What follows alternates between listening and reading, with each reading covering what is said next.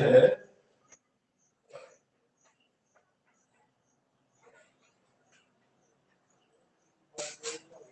सिद्धांत द्वारा निम्नलिखित की व्युत्पत्ति।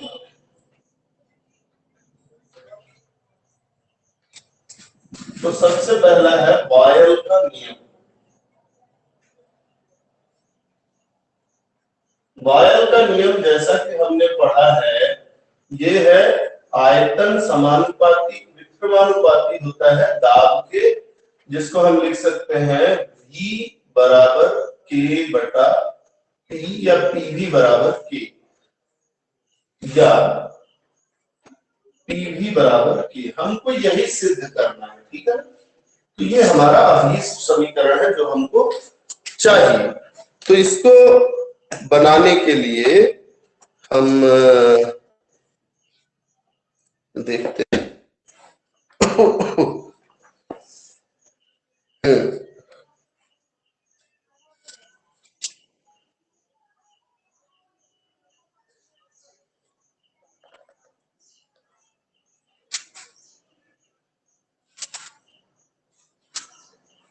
तो देखिए अणुगतिक समीकरण हमारा क्या है।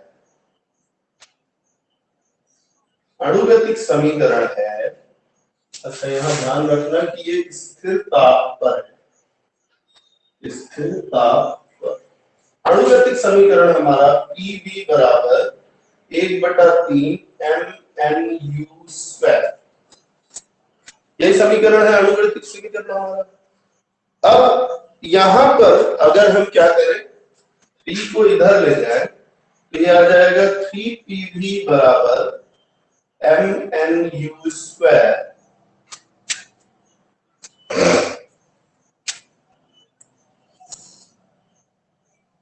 अब आपको पता है कि mu स्क्वायर ये जो है, अगर हम इसको 1/2 कर पाए तो mv स्क्वायर या mu स्क्वायर ये है, ये गतिज ऊर्जा के बराबर हो जाएगा।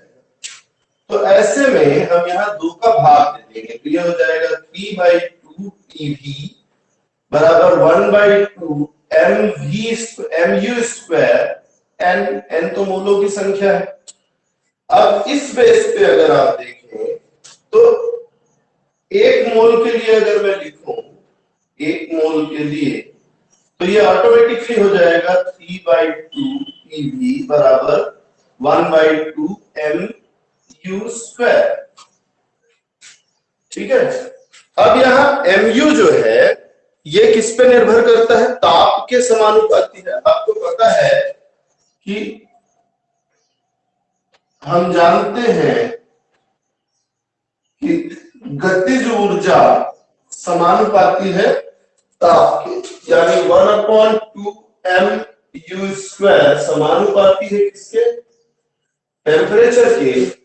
या इसको अगर मैं बराबर करूं तो 1/2 mu स्क्वायर को मैं लिख सकता हूं K इंटू T।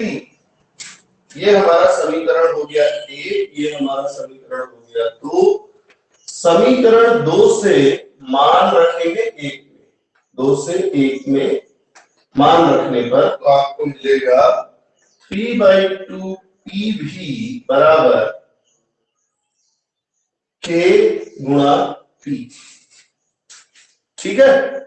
यानी PV बराबर हम लिख सकते हैं 2/3 KT। ध्यान रखिए कि K व T स्थिरांक है, P क्या है, स्थिर है, पहले लिख दिया। K स्थिरांक है, ये तो हम जानते ही हैं। इसलिए P/2 KT भी क्या होगा, एक नया स्थिरांक होगा। और इस तरीके से हमारा समीकरण आता है। ये इसको समीकरण 3 मानो, तो समीकरण 3 से हमको क्या मिला, कि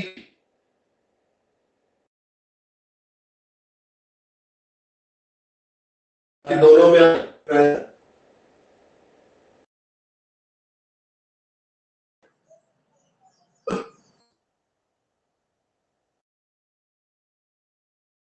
बराबर के, ये क्या होगा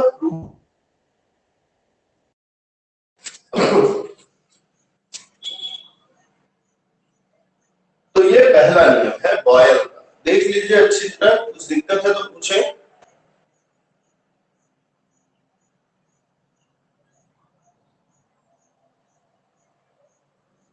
क्लियर है सभी को? कोई स्टेप कंफ्यूज करे तो पूछ लीजिए, है ना। ठीक है, तो अगला हम देखेंगे चार्ल्स का नियम। पहला नियम ये पिछले साल आया हुआ है ना, ये इस साल 2021 का एग्जाम जो हुआ है उसमें ये आया हुआ है।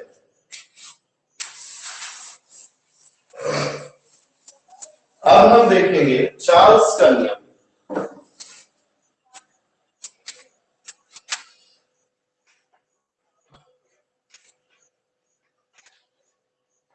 चार्ल्स का नियम क्या है? चार्ल्स का नियम है स्थिर दाब पर, स्थिर दाब पर किसी गैस का आयतन ताप के समानुपाती होता है, यानी V बराबर K T या V अपॉन T बराबर K। हमको ये सिद्ध करना है। फिर से हम पूरा घूम फिर के कहां तक आएंगे? समीकरण 3 तक आएंगे। 3 तक कॉमन है, ये याद रखेंगे। देखिए अणुगतिक समीकरण, रिपीट कर रहा हूं ताकि समझ में आ जाए फिर से। अणुगतिक समीकरण हमारा है PV बराबर 1/3 mu स्क्वायर। ठीक है, n को हटा दिया है हमने, तो u लिखने की बजाय आप v भी लिख सकते हैं, क्योंकि u क्या है? वेग है। कंफ्यूज नहीं होना है तो आप v स्क्वायर भी लिखे, कोई दिक्कत नहीं है। ठीक है, अब तो मैं यहां u ही लिखना पसंद करूंगा क्योंकि ये v भी कंफ्यूज कर सकता है। अब आप इसको क्या कर सकते हैं? 3pv बराबर mu स्क्वायर, इसमें 2 का भाग दे दें तो 3/2pv बराबर 1/2 mu स्क्वायर। भाग क्यों दिया हमने? क्योंकि 1/2 mu की जगह हम गतिज ऊर्जा लिख सकते हैं। क्या लिख सकते हैं? Kinetic energy 3/2 pv। अब इसी समीकरण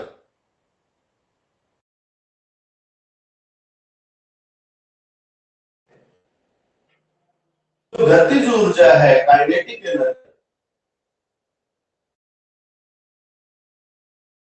है वो समानुपाती है, या 1/2 mu स्क्वायर बराबर हम लिख सकते हैं k गुणा t। तो इस समीकरण 2 को, जो कि यहाँ पे लिखा हुआ है देखो, हम वापस समीकरण 1 में रखेंगे।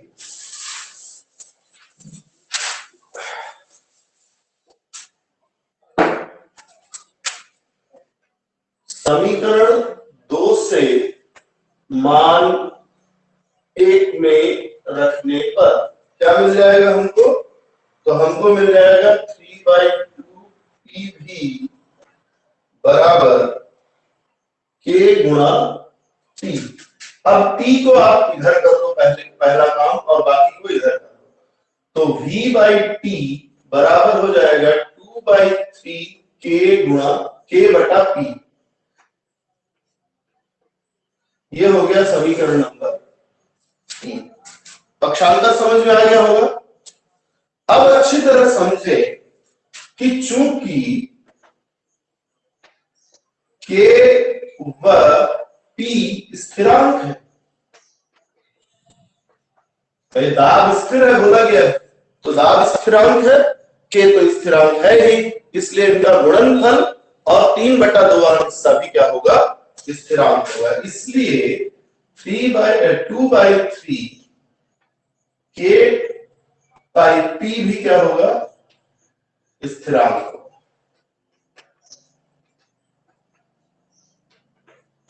तो इसको हम लिख सकते हैं कैपिटल की, तो बराबर एक कैपिटल के ले लेता हूं और यहां लिख देता हूं कि एक स्थिरांक। तो समीकरण 3 से हमको क्या मिल गया? v/t बराबर कैपिटल के, देखते हैं वाला समीकरण मिल गया। ये हो गया हमारा।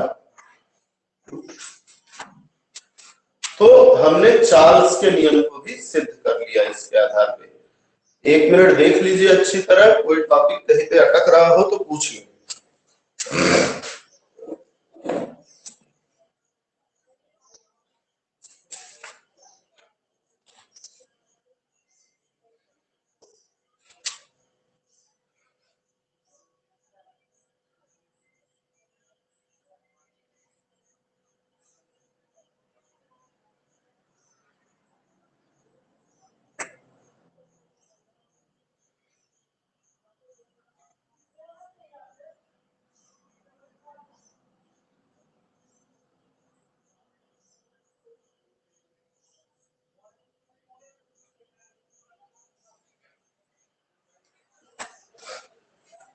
हो गया, ठीक है। अगला हम देखेंगे इसी की सहायता से आदर्श गैस समीकरण की व्युत्पत्ति। मैं फालतू में इसको मिटा रहा हूं।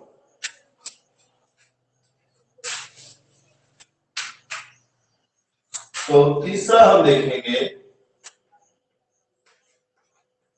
आदर्श गैस समीकरण।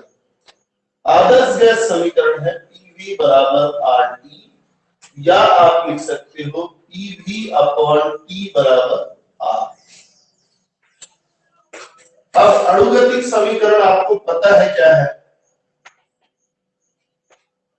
पीवी बराबर 1/3 mu², या इसी को क्या लिख सकते हैं हम, 3pv बराबर mu²। इसमें 2 का भाग दे दो, 3, ये pv is equal to 1/2 mu²। और ये क्या है आपका, जैसा कि मैंने बताया ये क्या है, गतिज ऊर्जा है। चूंकि हाफ mu बराबर t होता है, ये समीकरण यहां तक आ गया, तो ये। तो अब हमारे पास मामला है समीकरण यहां 3/2 पीवी बराबर के टी। टी को इधर ले आओ, बाकी इधर ले जाओ, तो ये हो जाएगा पीवी बटा टी बराबर 2/3 के। 2/3 के क्या होगा, स्थिरांक है, आर मान लेते हैं, तो पीवी बराबर क्या हो गया, पीवी अपॉन टी बराबर आर। ये क्या है, नया स्थिरांक है। हो गया कंप्लीट। यहां तक आना है, हर बार आपको यहां तक आना है तीनों में, उसके बाद आप पक्षांतर अपने हिसाब से कर लें। तो ये हो गया हमारे 3 समीकरण। चौथा समीकरण एवोगैड्रो का समीकरण है, इसको मिटा दो, इसको भी देख सकते हैं आप, ठीक है।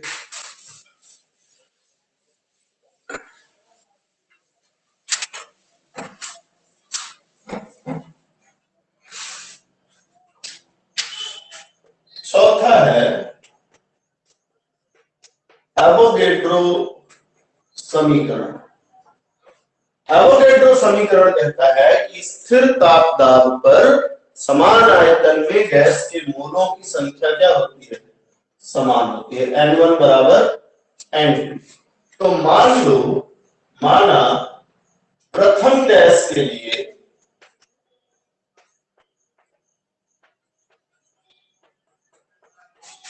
पीवी बराबर है 1/3 m1 n1 या m1u1² n1, या क्या है mn भी है ना, या nm भी लिख सकते हैं, तो n1 m1u1² पहले के लिए। द्वितीय गैस के लिए क्या होगा,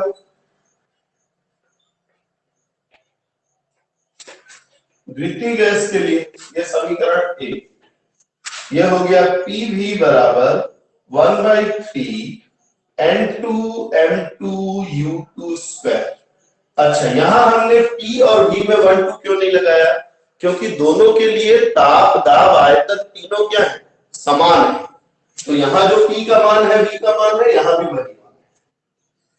अब आते हैं कि समीकरण 1 व 2 से हमको क्या मिला, 1 व 2 से हमको मिलता है कि ये दोनों बराबर हैं, इसलिए 1/3 n1 m1 u1² बराबर हो जाएगा 1/3 n2 m2 u2²। ये हो गया समीकरण 3। अब इसमें हम 2 का क्या कर देते हैं,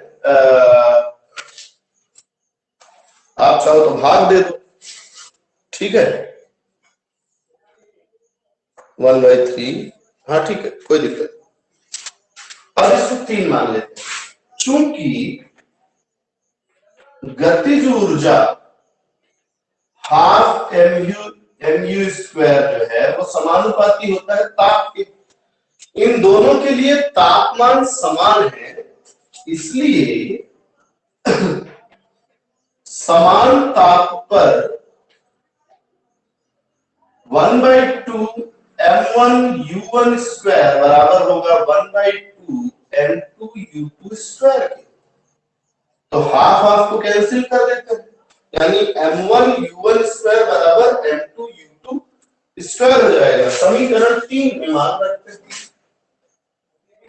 समीकरण 3 से क्या हो जाएगा, समीकरण 3 से m1u1 स्क्वायर m2u2 स्क्वायर के बराबर हो गया है, यानी मैं m2u2 स्क्वायर की जगह m1u1 स्क्वायर रख सकता हूं।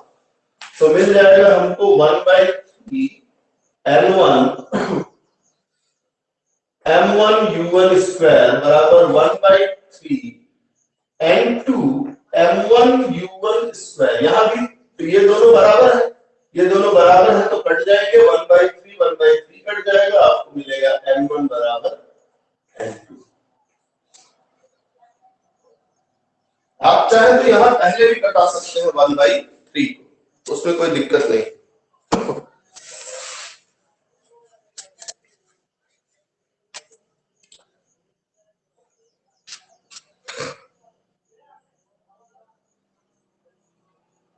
फिर इसके बाद एक डाल्टन का आंशिक दाब का नियम है कुछ खास।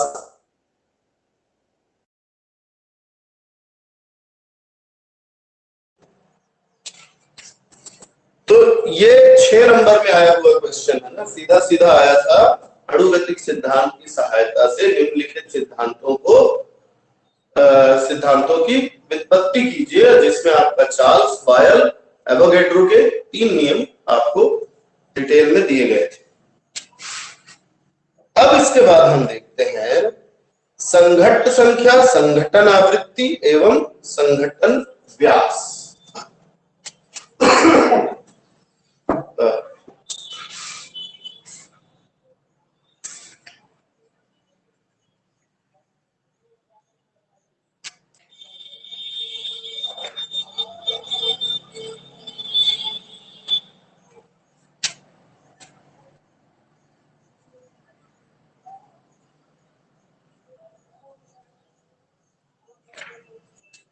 अच्छा, जो आपकी एक बुक है युगबोध की बुक जो है ना, इसमें चीजों को फिजिक्स के हिसाब से ज्यादा डिटेल किया हुआ है, फिजिक्स के हिसाब से ज्यादा डिटेल किया हुआ है, जबकि आपको केमिस्ट्री के हिसाब से चलना है। तो यहां के बाद मैं आखिरी टॉपिक को थोड़ा सा छोड़ रहा हूं। अब हमको देखना है गैसों का आदर्श व्यवहार से विचलन। ये दूसरा चैप्टर, 2 चैप्टर मिलकर एक चैप्टर है गैसीय अवस्था। तो अगर युगबोध की बुक आप ले रहे हैं तो आपको वो अगले चैप्टर में कुछ चीजें मिलेंगी, ये दोनों मिला के एक यूनिट है।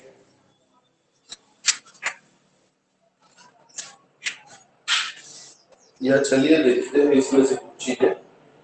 ठीक है, संघटन संख्या, संघटन आवृत्ति एवं संघटन व्यास। तो पहले देखते हैं संघटन संख्या। संघटन मतलब टक्कर, सीधी बात है, तो टक्करों की संख्या, ठीक है ना। हम सब जानते हैं कि गैस के अणु जब गति करते हैं तो स्वाभाविक तौर पर गति करते हुए अणु आपस में टकराते भी होंगे। तो निश्चित ताप दाब पर किसी गैस के एक अणु द्वारा अन्य अणुओं से प्रति सेकंड होने वाले टक्करों की संख्या को संघटन संख्या कहते हैं। एक अणु द्वारा प्रति सेकंड टक्करों की संख्या,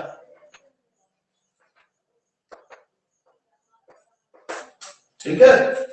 इसको Z11 से दर्शाया गया, या Z1 भी लिख सकते हैं आप, Z1। ये बराबर सूत्र इसका सीधा सीधा दिया हुआ है, याद करना पड़ेगा आपको, √2 पाई सिग्मा स्क्वायर C बार N।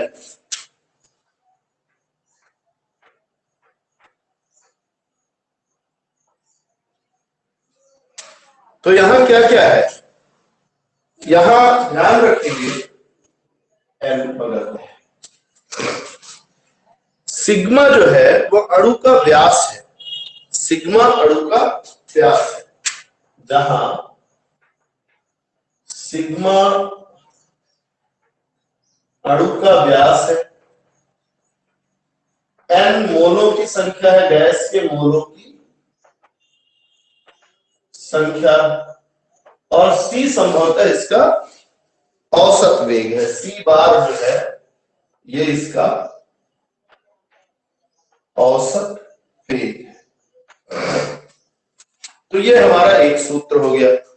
अब आपको समझना है गैस के प्रति आयतन में उपस्थित अणुओं के प्रति सेकंड द्विआण्विक टक्कर की संख्या, जिसे संघटन संख्या कहते हैं। अब ये बात समझिए कि जब भी अणु टकराएगा, केवल एक अणु नहीं टकराएगा भाई, ये हमारा पहला अणु एक दूसरे अणु से तो टकराएगा ना, तो इसके टक्कर की संख्या तो इसके भी टक्कर की संख्या काउंट होगी। अगर एक ही अणु से टकराता है तो एक गुणा एक, अगर वो अणु नंबर ए जो है वो बी से टकराने के बाद अणु नंबर सी से टकराएगा तो कितने हो गए, एक इससे टकराया और इससे भी टकराया, तो एक गुणा दो हो गया। तो n अणुओं से टकराएगा तो n से गुणा कर देंगे, तो इसलिए Z11 का मतलब हुआ दो अणुओं के बीच होने वाली टक्कर। ये हो जाता है आपका √2 पाई सिग्मा स्क्वायर c बार n गुणा n, जितने अणुओं से वो टकरा रहा है। इसमें 1/2 ले लिया गया है सामने एक अणु का निकालने के लिए।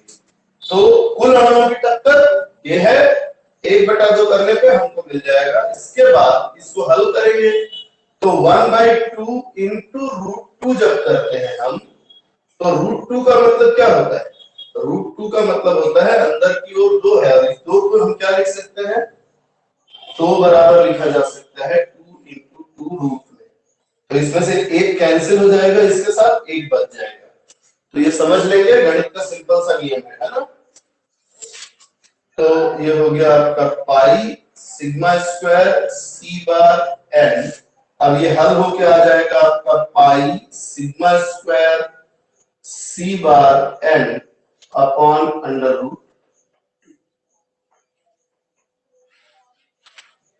आपको सिर्फ सूत्र याद करने हैं, ज्यादा परेशान होने की जरूरत नहीं है।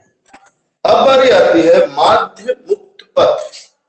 माध्य मुक्त पथ का मतलब क्या है, माध्य मतलब बीच का, मुक्त मतलब जहां टक्कर नहीं हो रही है, पथ यानी जगह।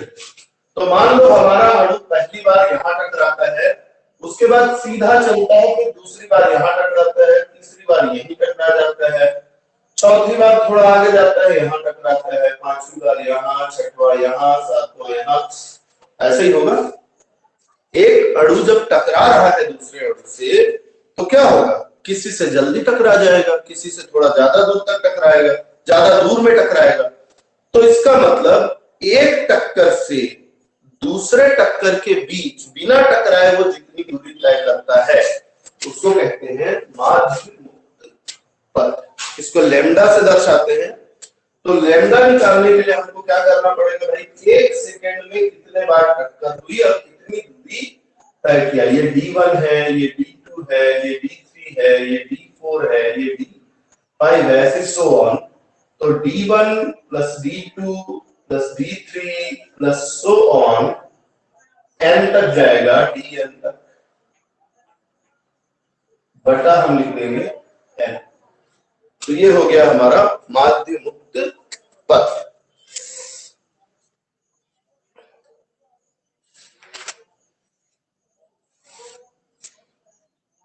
इसके बाद औसत मुक्त पथ को, माध्य मुक्त पथ को प्रभावित करने वाले कारक तापमान।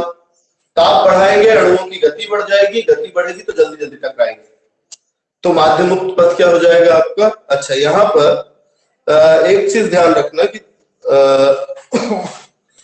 एक और यहां दिया हुआ जस्ट उल्टा है मामला, कि ताप बढ़ाने पर गैस का आयतन बढ़ता है। आयतन बढ़ने से अणुओं के बीच की दूरी क्या हो जाती है, बढ़ जाती है। दूरी बढ़ जाने की वजह से टकराने की संभावना कम हो जाती है और माध्य मुक्त पथ बढ़ जाता है। जबकि दाब बढ़ाने पर क्या होगा, आयतन घट जाएगा, अणु नजदीक आ जाएंगे और इनके टकराने की संभावना बढ़ जाएगी, जिससे माध्य मुक्त पथ छोटा हो जाएगा। तो यहां तक आज पढ़ते हैं। किसी को कुछ दिक्कत हो तो पूछ सकते हैं।